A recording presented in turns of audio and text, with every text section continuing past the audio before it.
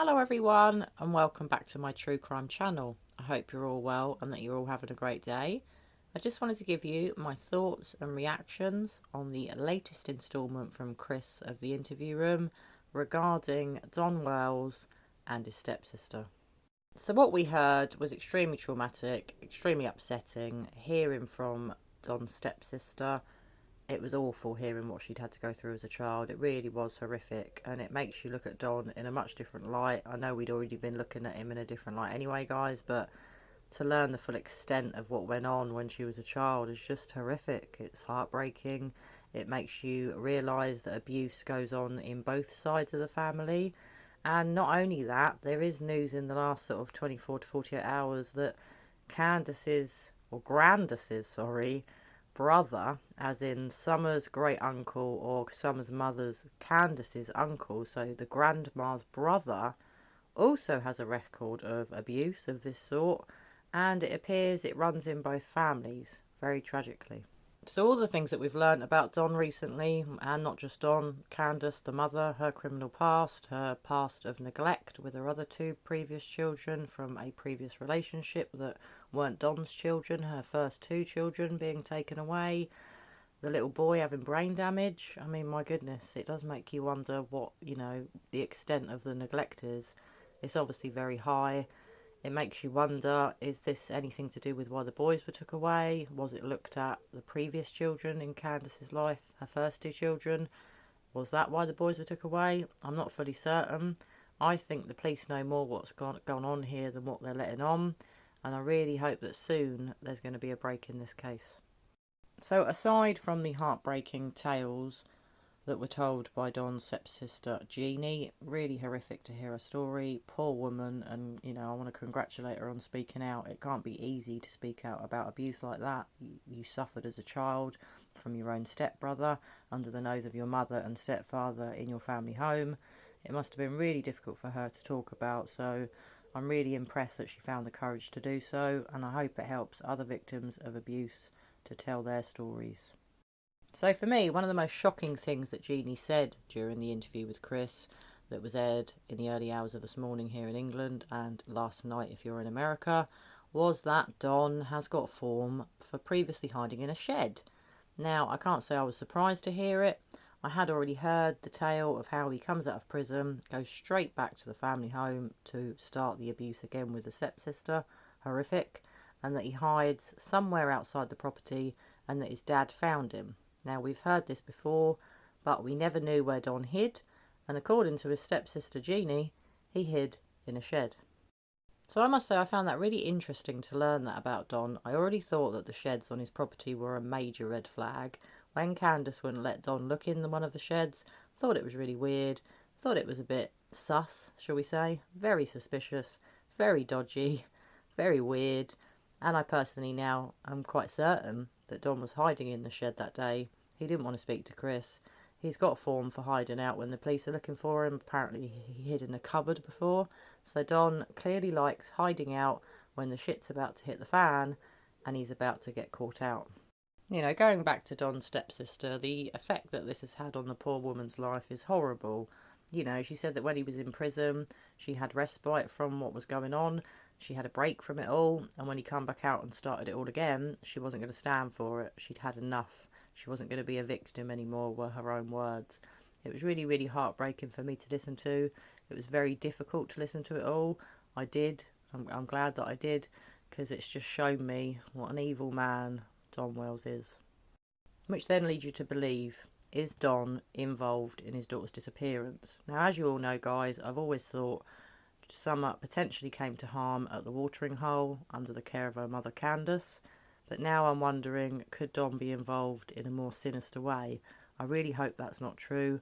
I really hope Summer's found safe soon, but now we know the full extent of Don's past, his really, really shady, and that's not even the right word, his horrific past. Could he be involved? I really do wonder now.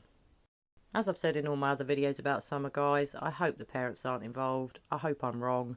But the more we hear about their pasts, the more we learn about their criminal records, the history of abuse on both sides of the family.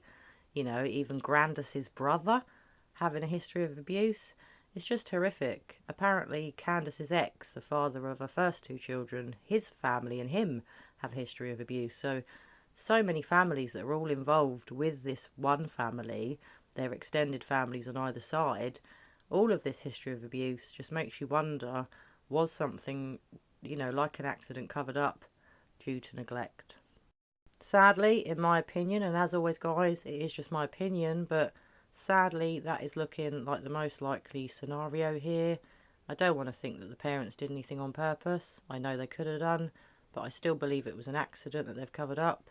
And if that's true, I really hope the police are going to have enough evidence soon to make some arrests. This case is one of the most bizarre missing children's cases that I've come across in many, many years.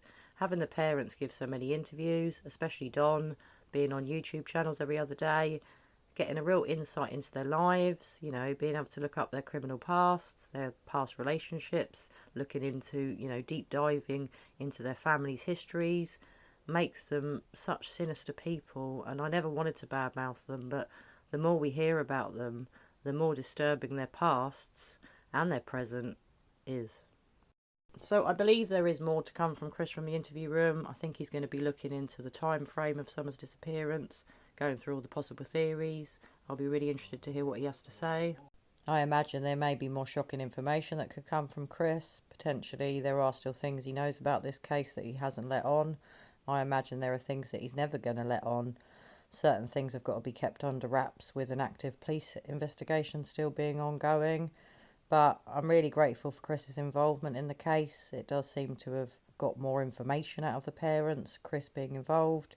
Ever since the parents gave the first interviews to Chris, Don's now gone off on a big tangent, going around as many true crime channels as he possibly can. He's constantly giving interviews, like I've said in my other videos, constantly dropping himself in it, constantly contradicting himself, constantly raising yet more red flags for the whole situation surrounding his vanished daughter Summer. And the more we hear about Don, the more disturbing it is.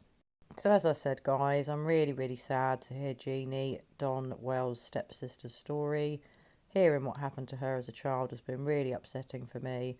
I'm sure it has a lot of you too, especially other people that are affected by abuse in their own lives and their own childhoods. It's not good, but it's good that people speak out about abuse. It's good to make people aware of it. It's good to talk because it can often help you with the stress and anxiety that it causes you, especially as you go through into your adult life if it's happened to you as a child. So, like I said before, kudos to Don Wells' stepsister, Jeannie. I am thinking of her. I hope that she's okay. It was mentioned by Chris and he sort of felt bad once he'd asked it. Was she going to potentially press charges? She didn't say she definitely was, but she did allude that she wanted to, but she didn't want to sort of stop anything happening in Summer's investigation into Summer's disappearance. She wants this to be about Summer.